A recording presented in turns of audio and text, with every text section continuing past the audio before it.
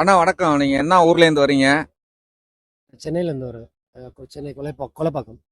நீங்க நாம் தமிழர் கட்சி சார்ந்தவங்களா? நாம் தமிழர் கட்சி ஆமாம், உறுப்பினர். எவ்வளவு காலமா நீங்க நாம் தமிழர்ல பயணிக்கிறீங்க? உறுப்பினர் நான் 2016லேருந்து இருக்கேன்.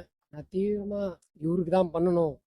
எனக்கு இந்த மாதிரிலாம் நான் போட்டுட்டுலாம் ஒரு இடத்துக்கு நான் போனதே கிடையாது. நான் போகணும் அப்படின்னு நான் முடிவு பண்ணி எடுத்தது எனக்கு 34 வயசு வரைக்கும் நான் 2016 2026 10 வருஷம் ஆயிருக்கு. இந்த ஆள் நல்லவனா கெட்டவனா நான் இந்த ஆள் தெரிஞ்சுக்கிறதுக்கு எனக்கு 10 வருஷம் ஆயிருக்கு. எதனால் நான் இப்போ உறுதியாக நம்புறேன் அப்படின்னா, நான் என்னோட 155வது வார்டு குரூப்பில் இருக்கேன். நான் போய் பார்க்கும்போது தான் நான் 500 1000 500 1000 நான் கொடுத்துக்கிட்டே இருக்கேன். அந்த இடத்துல கொடுத்துட்டு இருக்கும்போது அவன் என்ன செலவு பண்ணான்ற எனக்கு ஒரு பேப்பர்ல எழுதி எனக்கு கொடுக்குறான். நான் அதை கேட்கவே இல்லை, எல்லாருக்கும் குரூப்ல அனுப்புறான். எனக்கு இதுதான் வேணும், எனக்கு வேற எதுவுமே வேணும். இப்போ நீங்க டிஎம்கே எடுத்துக்கிட்டீங்கன்னா ஒரு ப்ராஜெக்ட் 20 கோடி தான் இருக்கும், 50 கோடின்னு போடுவான், 30 கோடி அவன் தூக்குவான். இப்போ நீ 50 கோடிக்கு நீ கணக்கு கேட்டீங்கன்னா வெள்ளை இருக்கேன்னு சொல்லுவாங்க தெரியுமா? என்னென்ன பண்ண, யார் யாரை கூட்டின, எந்தெந்த கூலியால கூட்ட, எங்கேருந்து இது வாங்கின, இந்த சிமெண்ட் எங்க வாங்கின, செங்கல் எங்க வாங்கின, இரும்பு எல்லாத்தையும் வாங்கின கேட்டா அவ கொடுக்க மாட்டான். கேட்டதுக்கு உங்க மேல எப்படி கேஸ் போடுவேன் அப்படின்னு. நான் இங்க கேட்கவே இல்லை, எல்லாத்தையும் என்கிட்ட கொடுக்குறாங்க. அப்ப நான் எங்க போகணுன்ட்டு நான் தான் டிசைட் பண்ணுவேன். அதுவும் இல்லாம எனக்கு பெரிய பெரிய கோவம் இருக்கிற பெரிய கோவமே, நான் இங்க வந்தே இருக்க தேவையில்லை. நான் வீட்டுல இருந்து இவரு நீங்க எடுக்கிற இந்த வீடியோல கூட நான் லைவா பார்த்தேன். நான் ஏன் சென்னையில இருந்து நான் இங்க வரணும் 3 மணிக்கு? நேற்று நைட் ஷிஃப்ட் நான் முடிச்சுட்டு நான் காலங்கத்தில் தூங்காம நான் ஏன் இங்க வரணும்? எனக்கு கோவமே தமிழ்நாடு பஸ், தமிழ்நாடு பேர்லாம் வேற எந்த நாட்டுல இருக்கும்? நீ தப்பு பண்ற, நான் அதை ஒட்டுறேன் மறுபடியும். ஆனா அதை நீ திருத்தம், ஐயோ எனக்கு நீ உதவி பண்ணிருக்கல, அப்ப நீ எனக்கு ஒட்டிருக்கியா, சரி பண்ணி நல்லா அப்படி சொல்லாம என் மேலேயே கேஸ் போடுற நீ. அப்ப நீ என்ன பண்ற? நீ சரி, நீ தமிழ்நாடு தூக்கிட்ட, நீ என்ன பண்ண, எதை கொண்டு போய் வைக்கிறதுக்காக பண்ண? நீ போய் கூட சொல்லி இருந்திருக்கலாம் அந்த இடத்துல. இல்லங்க தமிழ்நாடுங்கிறத தூக்கிட்டு உங்களுக்கு வேற ஒரு சிறப்பான பேருக்கு நீ என்கிட்ட போய் கூட சொல்லி இருந்திருக்கலாம். அதை விட்டுட்டு நீ தமிழ்நாடு தூக்கி ஒட்டுறவங்களோட பேரை கேஸ் போடுற நீ. அது எவ்வளவு பெரிய தப்பு, எனக்கு அது இருக்கும். அதுக்கப்புறம் இவரு சொன்னதுதான், அந்த தமிழ் தாய் வாழ்த்துல அந்த கவின் மலையாளமும் துளுவும் அதெல்லாம் வரும். அதுக்கப்புறம் உயிரை தூக்கிட்டு அது தமிழ் அதெல்லாம் வேணும்னே பண்ணு. யாரோ ஒருத்தர் உட்காந்து கஷ்டப்பட்டு எழுதுவானா, இந்தாப்பா அது நான் அவர் எவ்வளவுதான் எழுதியிருக்காரு அப்படின்னு நான் எடிட் பண்ணி காட்டுறதுக்கு நான் யாரு? நீங்க உங்க சேனல்ல என்னென்னவோ கஷ்டப்பட்டு என்னென்னவோ சேகரிக்கிறீங்க. என் கைக்கு வந்ததுக்கு அப்புறம் இதை மட்டும் காட்டுப்பா போ, இது எனக்கு போதும் அப்படின்னா உங்க 2 பேரும் உழைப்பு என்ன ஆகுது அதுல? நீ பைத்தியக்காரனா? போ, நான் தான் பைத்தியம், நான் உங்களை சொல்ல, நான் தான் பைத்தியக்காரன். என் வீட்டுல இருக்கிறவா இன்னும் கேட்டா ஏகாரப்பட்ட திமுக. என்னத்துக்கு திமுக? அப்பத்திலிருந்தே போட்டு இருக்கேன், இப்பயும் நீ அப்படிதான் இருக்க.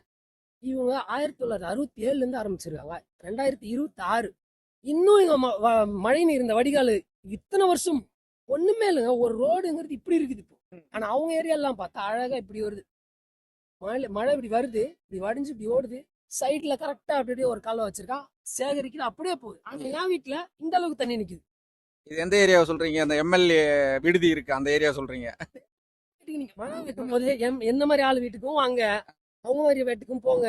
என்கிட்ட இப்ப மைக்க தூக்குறீங்க, அதே மாதிரி அங்க போயிட்டு இங்கெல்லாம் பாருங்க தண்ணி இல்ல அப்படி நீங்க சொல்லுங்க. நீங்க தான் சொல்லணும், நான் கத்திட்டு இருக்க முடியாது. நான் ஒரு ஆபீஸ் போற ஒரு வேலைக்கு பாக்குறேன், நான் அதை பண்ணிட்டு இருக்க முடியாதுல்ல. நீங்க படிச்சிருக்கீங்க, இது நீங்க வேலை பாக்குறீங்க, எல்லாம் அது உங்களுக்கு தான் தெரியும். நீங்க தான் பண்ணணும். அதான் இது முக்காவாசி பேர் தெரியவே இல்லை. நீங்களே கேக்குறீங்க என்கிட்ட, அது எந்த ஏரியால இருக்கு அப்படின்னு கேக்குறீங்க. அந்த ஏரியாக்கள்ல தான் அவங்க அப்படி வடிவமைச்சு வச்சு அவங்க தேவைக்கு.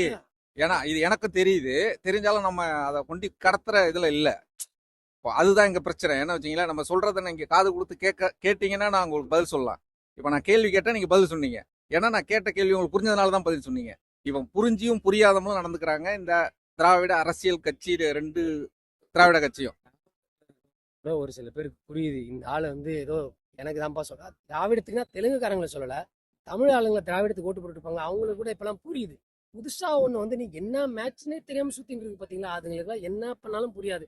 அது நான் அவங்களுக்கு சொல்ல விரும்புனா விட்டுருங்க. அது ஒரு 2 மாசம் தான் அதுங்க ஆடி அடங்கி இவ்வளவுதான் போல அரசியல் இப்பதானே உள்ள வருதுங்க. அது தெரிஞ்சுக்கிட்டு அதை அடங்கிக்கும். நம்ம சும்மா கத்தி கத்தி கத்தி கத்தி நமக்குள்ள இருக்கிற கெட்ட ஆளுங்களை வெளியே கொண்டு வரதான் பாக்குறாங்களே தவிர அவங்களால நல்லதுங்கிறது இது வரைக்கும் நடக்கவே இல்லை. இன்னும் ஒன்னே ஒண்ணு, இந்த ஹிந்துஸ் முஸ்லிம்ஸா இருக்கட்டும் கிறிஸ்டின்ஸா இருக்கட்டும் எல்லாருமே சகுனம் பார்ப்பாங்க, சாமி கும்பிடுவாங்க. இந்த கட்சி ஆரம்பிச்சதுல இருந்து இது வரைக்கும் ஒரு கட்சியில இந்த கட்சி கொடி இருக்கு, ஏத்தும் போது கீழே விழுந்துட்டா ஐயோ இந்த கொடி கீழே விழுந்துச்சா, இந்த கட்சிக்கு ஏதோ நடக்க போகுதுடா அப்படின்னு நினைக்கிறவங்க தான் இருப்பாங்க. ஆனா இந்த கட்சி ஆரம்பிச்சதுல இருந்து கொடி கீழே விழுது, கொடி கம்பமே கீழே விழுது, போறான் ஒரு இடத்துல அங்க சாவு விழுது, இங்க போறா சுருண்டு விழுறான், இங்க போறான் 41 வருஷம், இங்க போற ஆக்சிடென்ட் ஆயிடுச்சு, திரும்பி கூட பார்க்காம பின்னாடி போயிட்டு நேத்து எனக்கு என்னடான்ட்டு யாரையோ கூட்டிட்டு ஒரே கலர் ட்ரெஸ்ல போனா அப்ப செத்தவெல்லாம் என்ன நினைப்பான் அவன்? இப்ப அண்ணன் சொல்லியிருக்காங்க, அதை பத்தி அவங்கள பத்தி கேட்கிற கேள்விக்கு பதில் வரலன்னு சொல்லிட்டாங்க. அதான் நீங்க அவர்கிட்ட கேட்கல. இல்ல மேடை நாளைக்கு நான் மேடையில் பேசுறேன்னு வச்சுக்கோங்களேன், நான் அங்க பேச மாட்டேன்.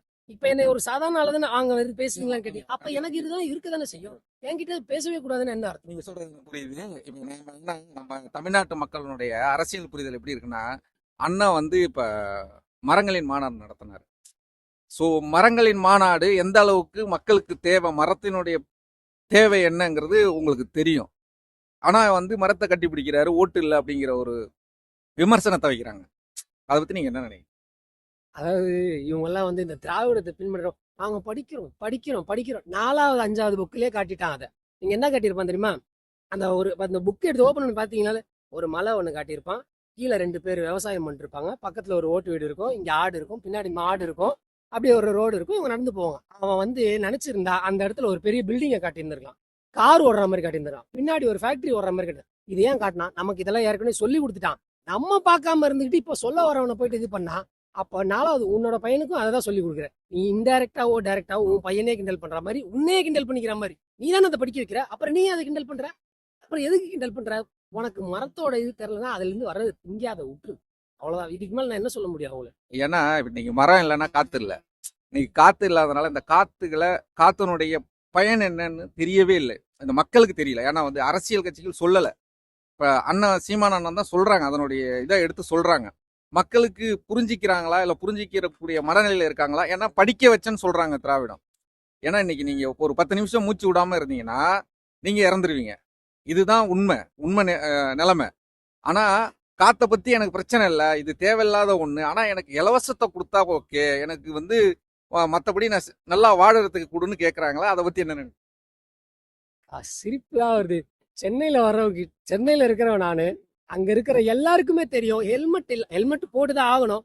அப்படி போடாம ஒரு ஒரு லாரி பின்னாடியோ ஒரு பெரிய கார் பின்னாடியோ ஒரு 5 நிமிஷம் போலீஸ்காரர்கிட்ட பெர்மிஷன் கேட்டுக்கோங்க. சார் எனக்கு மூச்சு விட முடியல, பர்மிஷன் கேட்டு அந்த லாரி பின்னாடி போய் பாருங்களேன். இப்ப இருக்கிற இந்த கலருக்கு வரும். அது அவங்களுக்கே தெரியும். இருந்தாலும் அங்கதான் போய் நொட்டுவான். எதுக்காக போறானே தெரியல. கேட்டா அவங்க எல்லாம் வந்து ஆண்டு கட்டிதான் ப்ரூவ் பண்ணிட்டா என்ன பண்ணிட்டான்னு உனக்கு தெரியுது. இன்னும் கத்திக்கிட்டு இருக்கிறான். எனக்கு தெரிஞ்சே 10-15 வருஷம் கத்திட்டு இருக்கிறாரு. கொடுத்தாதாருங்க இவர் என்ன பண்ணுவாருன்னு தெரியும். கொடுக்கவே கூடாது. ஐயோ அவருக்கு போட்டா அது இப்படி ஆயிடும், அவருக்கு போட்டா இப்படி வந்துடும். இப்படி எத்தனை டீம் இவர் இருக்க முடியும்? உங்களுக்கு நான் காசு கொடுத்து எனக்கு தான் வேலை போகும், இவங்களுக்கு காசு கொடுத்து அவருக்கு தான் வேலை போடும். எத்தனை பேர் இவருக்கு காசு கொடுக்க முடியும்? பொய். இவரை வரணும்னு நினைக்கிறவங்கள விட வரவே கூடாதுன்னு நினைக்கிறவங்க தான் அதிகம். ஆமா, ஏன்னா இன்னைக்கு அப்படிதான் இருக்கு. ஆனா நாம் தமிழர் பிள்ளைகள்கிட்ட மைக்க கொடுக்க கூடாதுன்னு அண்ணன் சொல்லுவாரு. அதை தெளிவா நிரூபிச்சிட்டீங்க. உங்க பேருண்ணே? என் பேர் இளவரசன். ஓகேண்ணே, ரொம்ப நன்றிண்ணே.